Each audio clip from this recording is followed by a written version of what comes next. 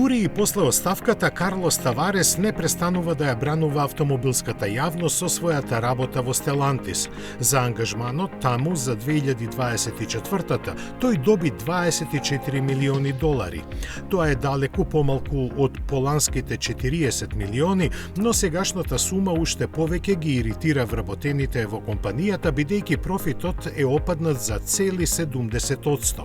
Чија вина е тоа може да се дискутира, но Таварес заради својата раководна функција сигурно носи дел од неа. Дополнително тој на име од премнина и бонуси годинава ќе добие уште 12 и кусур милиони долари.